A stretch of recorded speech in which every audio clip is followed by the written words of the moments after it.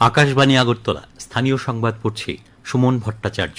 আজ নয়াদিল্লিতে এক অনুষ্ঠানে জাতীয় পঞ্চায়েত পুরস্কার 2025 প্রদান করা হবে। সারা দেশ থেকে 42টি সেরা পঞ্চায়েতকে এই পুরস্কার প্রদান করা হবে। 34টি গ্রাম পঞ্চায়েতকে দীনদয়াল উপাধ্যায় পঞ্চায়েত সতত বিকাশ পুরস্কার বিভাগে এবং 8টি পঞ্চায়েতকে নানাজি দেশমুখ সর্বোত্তম পঞ্চায়েত সতত বিকাশ পুরস্কার বিভাগে পুরস্কৃত করা হবে। কেন্দ্রীয় স্বরাষ্ট্রমন্ত্রী অমিত শাহ আগামীকাল দুদিনের রাজ্য সফরে আসছেন। পুলিশ সদর দপ্তর জানিয়েছে, কেন্দ্রীয় স্বরাষ্ট্রমন্ত্রী আগামীকাল সন্ধ্যায় গুয়াহাটি থেকে বিমানে আগরতলায় আসবেন। পরদিন অর্থাৎ 5ই জুন সকালে আগরতলায় পুরাতন রাজভবনে পুষ্পবন্ত প্যালেস হোটেলের ভূমি পূজনে অংশ নেবেন। দুপুরে পশ্চিম ত্রিপুরা জেলার লঙ্কামুড়ায় বিএসএফ সীমান্ত চৌকি ঘুরে দেখবেন। এরপর তিনি শালবাগানে বিএসএফ সদর দপ্তর উচ্চ পর্যায়ের বৈঠক করবেন। বৈঠকে মুখ্যমন্ত্রী অধ্যাপক ডাক্তার মানিক সাহা, মুখ্য সচিব, পুলিশ মহানির্দেশক, বিএসএফ এর আইজি, অন্যান্য উচ্চপদস্থ আধিকারিকদের উপস্থিত থাকার কথা রয়েছে। ত্রিপুরা উপজাতি এলাকা স্বশাসিত জেলা পরিষদ অর্থাৎ এডিসির ভিলেজ কমিটির নির্বাচনের জন্য খসড়া ভোটার তালিকা গতকাল প্রকাশ করা হয়েছে। খসড়া ভোটার তালিকার উপর আগামী 9 জুন পর্যন্ত দাবি ও আপত্তি গ্রহণ করা হবে। 10 ও 11 জুন দাবি ও আপত্তি সমূহের নিষ্পত্তি করা হবে। চূড়ান্ত ভোটার তালিকা প্রকাশ করা হবে আগামী 15 জুন। রাজ্য নির্বাচন কমিশনের সচিব অনুরাগ সেন এই খবর জানিয়েছেন। কেন্দ্রীয় সরকার প্রধানমন্ত্রী রাষ্ট্রীয় বাল পুরস্কার PMRBP 2026 জন্য মনোনয়ন আহ্বান করেছে। বিভিন্ন ক্ষেত্রে অসাধারণ অবদান রাখা শিশুদের রাষ্ট্রপতি এই মর্যাদাপূর্ণ পুরস্কারটি প্রদান করেন। মনোনয়ন জমা দেওয়ার শেষ তারিখ 31 জুলাই। সাহসিকতা, সমাজসেবা, পরিবেশ, খেলাধুলা, শিল্প, সংস্কৃতি এবং বিজ্ঞান ও প্রযুক্তি সহ বিভিন্ন বিভাগে শ্রেষ্ঠত্ব প্রদর্শনকারী শিশুদের এই পুরস্কার প্রদান করা হয়। কেন্দ্রীয় মহিলা ও শিশু উন্নয়ন মন্ত্রক জানিয়েছে যে কোনো নাগরিকের কাছ থেকে শুধুমাত্র awards.gov.in এ জাতীয় পুরস্কার পোর্টালের মাধ্যমে মনোনয়ন গ্রহণ করা হবে। কেন্দ্রীয় স্বরাষ্ট্রমন্ত্রী অমিত শাহের পৌরোহিত্যে আগামীকাল শিলংয়ে উত্তর পূর্ব পরিষদ অর্থাৎ NECর 73তম পূর্ণাঙ্গ অধিবেশন অনুষ্ঠিত হবে।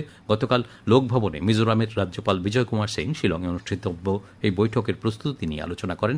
তিনি উত্তর পূর্বাঞ্চলের সার্বিক উন্নয়নে কেন্দ্রের অঙ্গীকারের ওপর জোর দেন। আসন্ন অধিবেশনের জন্য সংশ্লিষ্ট সমস্ত বিভাগকে সমন্বিত প্রচেষ্টা চালানোর নির্দেশ দেন। এই বৈঠকে NECর পরিকল্পনা ও কর্মসূচি বাস্তবায়ন বিভাগের সচিব ডেভিড লানথান তলুয়াঙ্গা 2024 ডিসেম্বরে আগরতলায় অনুষ্ঠিত সর্বশেষ NEC প্লেনারির সিদ্ধান্তগুলোর উপর গৃহীত পদক্ষেপের বিস্তারিত বিবরণ উপস্থাপন করেন।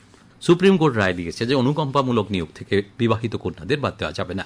আদালত জানিয়েছে, পরিবারের সংজ্ঞা থেকে বিবাহিত কন্যাদের বাদ রাখা স্পষ্টতই স্বেচ্ছাচারী, অন্যায্য এবং সাংবিধানিক নীতি বহির্ভূত।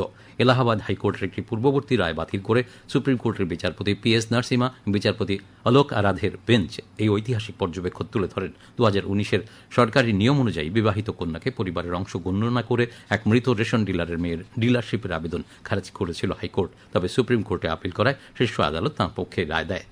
এর ফলে কোনো সরকারি কর্মী চাকুরিরত অবস্থায় মারা গেলে বা অসুস্থ হয়ে অবসর নিলে তার বিবাহিত কন্যাও এখন থেকে মানবিক বিবেচনায় ওই চাকরি পাওয়ার অধিকারিণী হবেন।